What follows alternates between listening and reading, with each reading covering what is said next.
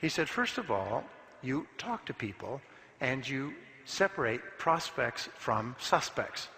You make sure that the person you're talking to can and will buy your product or service if he likes it. You don't spend time with people who don't have any money or have no interest or have no need for what you're selling. So the first part of professional selling is prospecting. And you'll find that if you want to be successful in selling, you must become very, very good at prospecting. So the second part is building trust with the prospect or the customer. People will not buy from you. People will not even seriously listen to you unless they like you and they trust you. Now here's an interesting discovery. The biggest obstacle to finding new customers is the fear of rejection. Is we're afraid that customers will be negative or insulting or disapproving. We're afraid of rejection, which is quite normal. And we're afraid of failure. So the fears of failure combined with rejection hold us back from calling on people. And here's what we've discovered, that everyone starts off in life with low self-esteem and high fears. But as your self-esteem goes up, I like myself, I like myself, I like myself, I like myself, I like myself. As your self-esteem goes up, your fears go down. And the more you like yourself, the more courage you have, the less afraid you are, the more willing you are to call on more people. Now, if you call on lots of people, eventually you become good at prospecting. When you're good at prospecting, you lose your fear. In fact, you start to enjoy calling on new people. So the starting point of sales success is calling on new people, and that starts off with high levels of self-esteem. I worked with people. I remember talking to a man recently. He said he started off in sales, but he had low self-esteem. He said, but he quit in 1 week because he could not tolerate the rejection. The rejection, he said, I just was too weak to take the rejection. Too many people said no, I just quit. And he was doing very poorly in life, but the rejection, he said, it was too much for me. I could not accept so much rejection because he had low self-esteem. The second thing we know is establishing trust and likability is the more you like yourself, the more you like other people. The more you like other people, the more they like you and are willing to listen to you and to buy from you. We find that there's a one-to-one relationship between your level of self-esteem and your level of sales. High self-esteem salespeople are the highest earning salespeople in the world.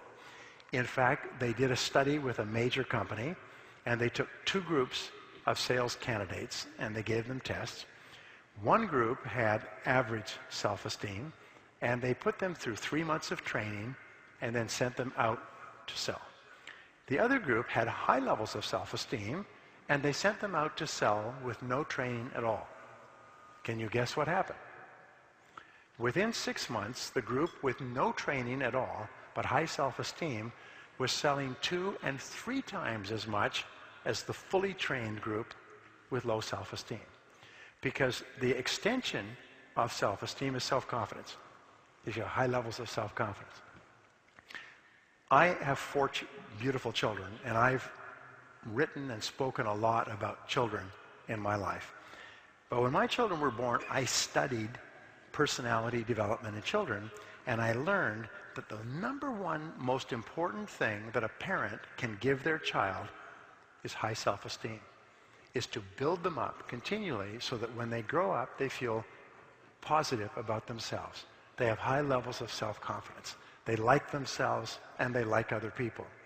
And if you just do that by constantly building your children, you will have done the most important thing that a parent is responsible for.